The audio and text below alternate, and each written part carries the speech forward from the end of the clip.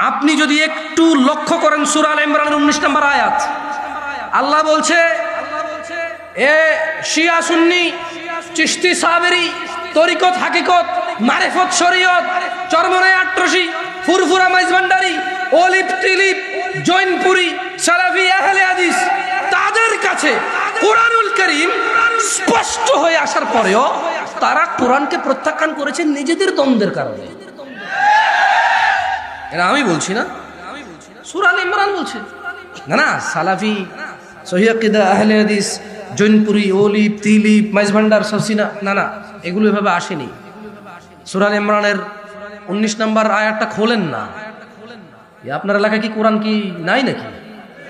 এত ভুল বললে ধরে দিবেন, আমাকে সংশোধন করে দেবেন। যদি ভালো না লাগে এখান থেকে নামবো, 2টা বাড়ি দিবেন জুতা দিয়ে, বলবেন যে আল্লাহ ইসলামের শত্রুকে বাড়ি দিছি, নেকি দিও। আমি বলবো আল্লাহ দিন প্রচার করতে এসে বাড়ি খেয়ে গেছি, তুমি নেকি দিও। খালাস, বিচারের মাঠে ফয়সালা হবে কে নেকি পাবে, শেষ, ঝামেলা শেষ। ঠিক আছে, ঝামেলা শেষ। আপনার রাগ থাকলে মিটাই নেবেন, ভুল বলবে ধরে দেবেন। সূরা আল ইমরান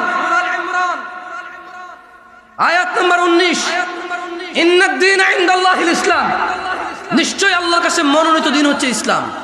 ওয়া মাখতালাফাল্লাযীনা উতুল কিতাব, এদের কাছে এই যে কোরআনুল কারীম কিতাব আসছে, এরা ইখতিলাফ করছে, বিদ্বেষ করছে, এটাকে প্রত্যাখ্যান করছে। কেন? ইল্লা মিন বাদি মা জাআহুমুল ইলমু বাগিয়ান বাইনাহুম, নিজেদের মধ্যে দ্বন্দ্ব। একজন কয় রাসূল মাটির, একজন কয় রাসূল নূরের, একজন কয় আল্লাহ আরশের উপরে, একজন কয় সব জায়গায় বিরাজমান।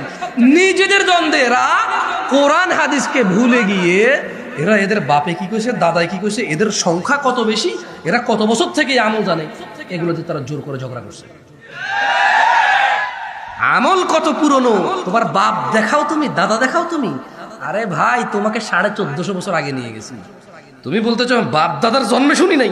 তোমার বাপ দাদার বয়স কত মিয়া? 100 বছর যেতে পারবা তোমার দাদার টান দিলে? এখন তোমার দাদার বয়স কত বলো তুমি?